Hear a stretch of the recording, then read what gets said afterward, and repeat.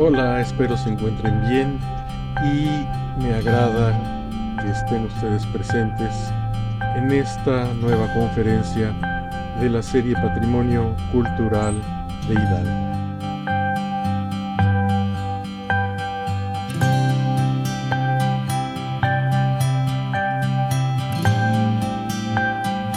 Las conferencias ofrecidas por la Secretaría de Cultura de Hidalgo han sido ocasión para revisar, conmemorar y recordar muchos acontecimientos que forjaron el rostro de la entidad. Continuemos reseñando, con su permiso, algunos de estos capítulos. El 15 de diciembre de 2020 tuvimos también oportunidad de escuchar al doctor Miguel León Portilla con su voz y pensamiento. Esto como un complemento a la entrega anteriormente reseñada, y aquí dimos la voz de nuevo a este mexicano ejemplar, con aportaciones al conocimiento histórico mexicano que son un cimiento fundamental en la formación de las identidades nacionales.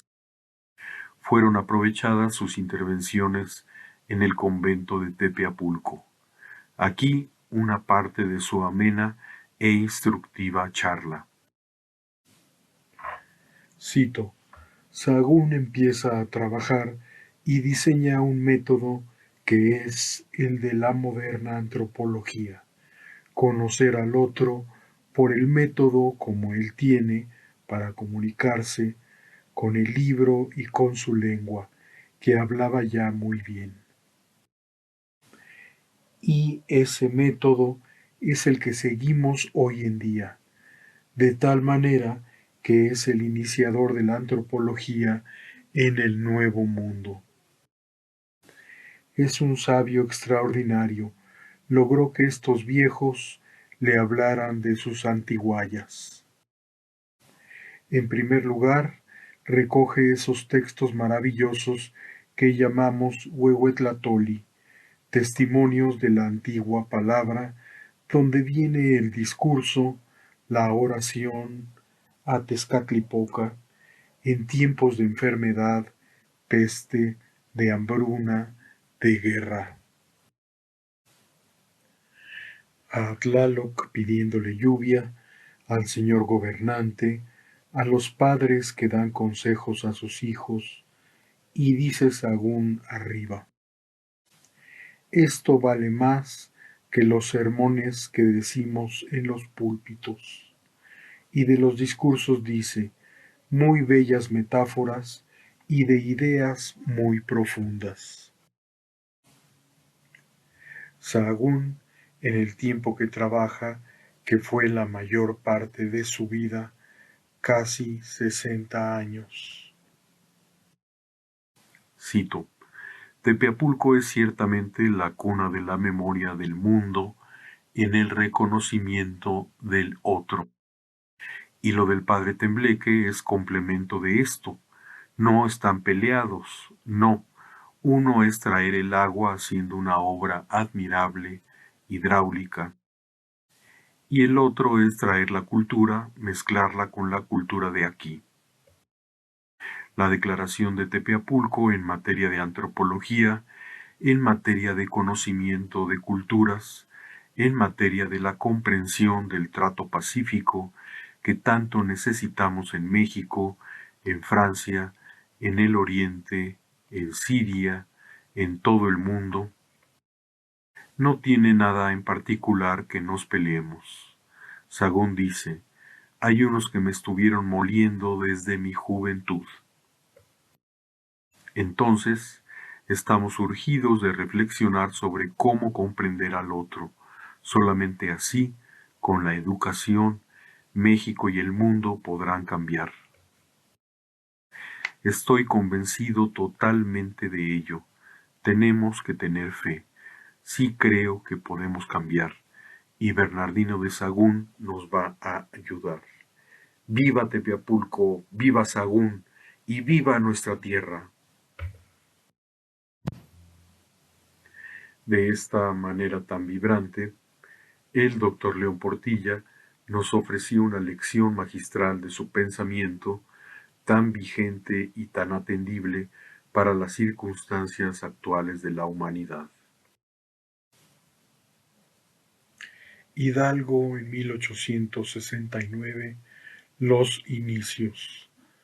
Todos los años, cada 16 de enero, es una fecha muy importante para el estado de Hidalgo, puesto que tal día se firmó el decreto de su creación por el presidente Benito Juárez. Se ofrecieron las siguientes pláticas: política y seguridad pública, mejoras materiales y saneamiento público, comercio, agricultura, minería y educación, cultura y ciencia. Revisemos solo un punto de los diversos temas: la selección de la capital del naciente Estado, un tema apasionante que ya ha sido tocado de una manera muy certera por el doctor Eduardo Cruz Beltrán. Entre otras poblaciones, Tulancingo se pronunció por esa distinción, pero tenía el grave inconveniente de su emplazamiento. Colocado en el límite del estado, la mayor parte de los distritos quedarían con las ventajas y perjuicios que tenían con Toluca. La capital del estado debe estar en el centro de él, y si esto no se puede, en el más céntrico, teniendo siempre en cuenta los recursos. Punto a favor de Pachuca, por cierto. La otra ventaja de esta población era su actividad comercial. Asimismo, Actopan deseó ser la capital. En los argumentos a favor de esta designación estaba el alejar al gobierno naciente de la influencia que pudiera tener la poderosa compañía minera del Real del Monte y Pachuca. El artículo cuarto de los transitorios del proyecto de erección del Estado de Hidalgo, por el que se designaba a la ciudad de Actopan para la instalación de los poderes del Estado, fue objeto de una amplia discusión. El ciudadano García Brito combatió tal nombramiento, expresando que sería mejor elegir a Pachuca. El ciudadano Mata consideró que el Congreso no tenía facultades para determinarlo, y el ciudadano Herrera esgrimió razones políticas para denegar el privilegio a Actopan. Por el contrario, por la afirmativa estuvieron los ciudadanos Dondé y Fernández, quienes manifestaron que Actopan tiene edificios de los que carece Pachuca, y además es una población más céntrica a toda la entidad. La votación ese día fue de 61 votos a favor contra 46 en contra. Sin embargo, días después, otra votación sobre el mismo sentido del 14 de enero en el Congreso de México arrojó un resultado sumamente cerrado: 55 votos por la afirmativa y 57 por la negativa. En consecuencia, no se aprobó. Solo por 2 votos de diferencia, la sede para la instalación de los poderes del Estado recayó en Pachuca. El doctor Juan Benito Artigas y el Estado de Hidalgo. El sensible fallecimiento del doctor Artigas representa una pérdida irreparable para todos aquellos que tuvimos el honor de conocerlo y de aprender de sus enseñanzas. Esta contribución toma como punto de partida las extensas investigaciones realizadas por el autor, plasmadas en libros de consulta obligada, como sus Capillas Abiertas Aisladas de México o su monumental trabajo sobre el convento de Meztitlán Hidalgo, o su libro Arquitectura a cielo abierto en Iberoamérica, donde nos presenta una serie de fascinantes hallazgos en diferentes países del continente americano, dentro de una visión particular de algunos monumentos de la época virreinal. Los conceptos teóricos básicos de Juan de la Encina y Fernando Chueca Goitia son aplicados en el desarrollo de la arquitectura a cielo abierto. Indudablemente, una aportación de primer orden en el patrimonio material de los pueblos, la cual implica un diálogo entre el espacio interno y el externo, dentro de una imbricación entre la tradición de las culturas indígenas y la herencia occidental. Son objeto de estudio del doctor Artigas varios ejemplos mediante el análisis de campo, dando como resultado croquis y plantas de gran claridad, las cuales ilustran su tesis fundamental.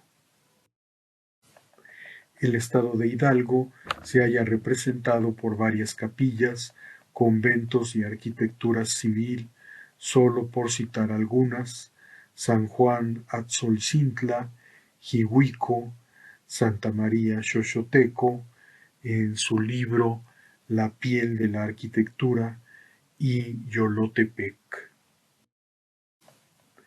En la entidad, en efecto, existe un conjunto de capillas abiertas, pozas y atrios de gran interés, pertenecientes a las órdenes franciscanas y agustinas, estudiadas acuciosamente por el doctor.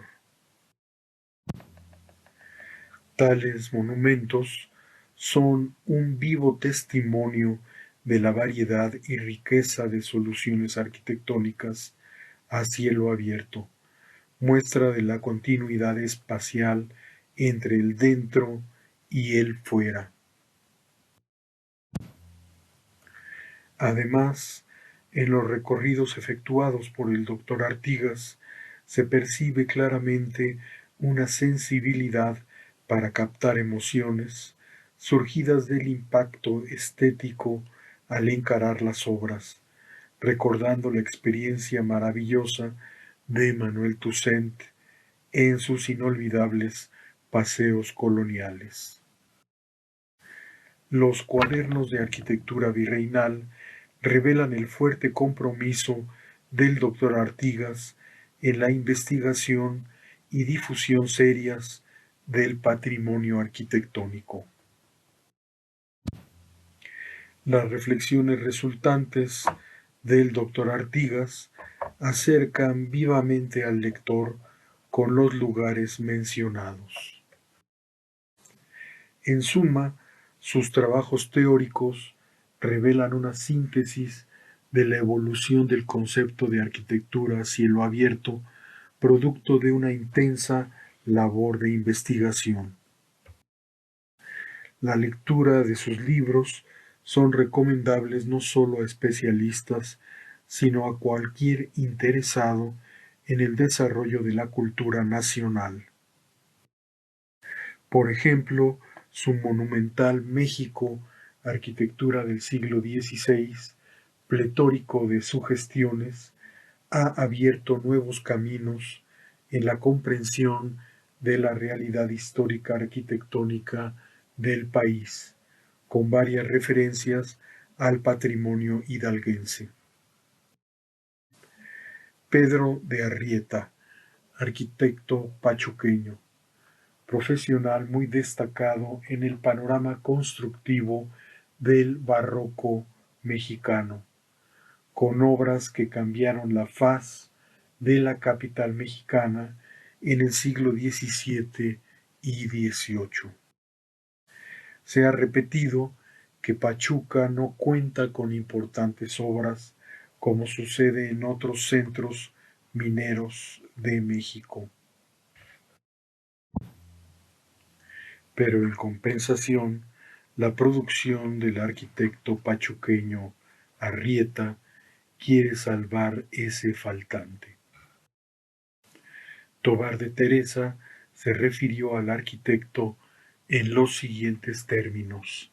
Cito: con Pedro de Arrieta se abre la serie de arquitectos brillantes que durante el siglo XVIII dieron el sello de personalidad a la Ciudad de México para convertirla realmente en la ciudad de los palacios.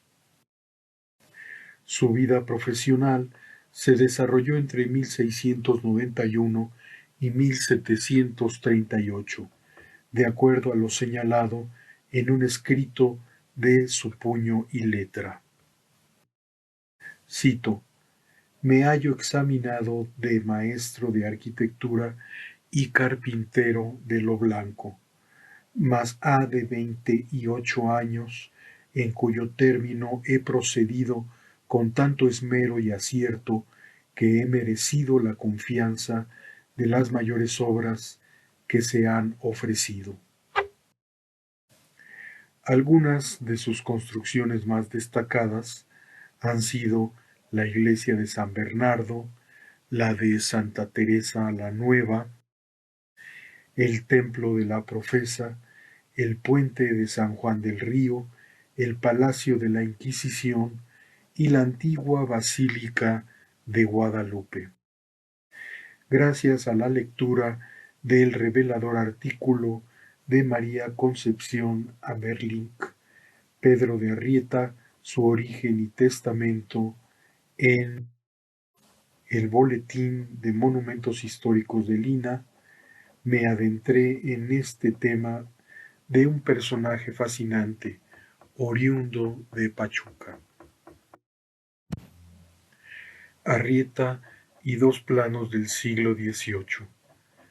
Fue la continuación de la presentación de este arquitecto tan destacado, señalando una faceta poco conocida del profesional, su actividad como veedor, quien resolvía el aspecto técnico de las obras, similar a las tareas de un perito profesional hoy en día. Trabajaba con el llamado provisor, quien cubría los aspectos ideológicos y doctrinarios. Aquí presentamos el plano del pachuqueño Pedro de Arrieta y de Miguel Custodio Durán, fechado en 1737, y que es parte del acervo del Museo Nacional de Historia. Lo comparamos con el plano de Pachuca, elaborado en el mismo siglo, catalogado como Mapa de los Cerros del Real de Minas de Pachuca, 1750, anónimo, dentro de la Mapoteca Orozco y Berra de la Ciudad de México. Creo que el título precisa claramente el objeto del documento, el vínculo con la minería, y de manera paralela aparece la población de Pachuca, sus calles y sus edificios principales. Otra puntualización es en torno a la fecha, puesto que es aproximada. No está señalado año alguno en el mismo mapa, el cual mide 97 por 61 centímetros. A mediados del siglo XVIII inicia con Romero de Terreros el apogeo mítico de las minas de la comarca. La leyenda del plano comienza ad corpus y no ad mensuram. esto es por mensuram, es decir, un levantamiento a simple vista, a ojo de buen cubero y no con medidas estrictas. Hay ciertas semejanzas entre ambos mapas. El deseo de aprender toda la realidad. El colorido de las azoteas en color rojo o el ritmo de las ventanas. La misma convención de perspectiva para representar los bloques de casas.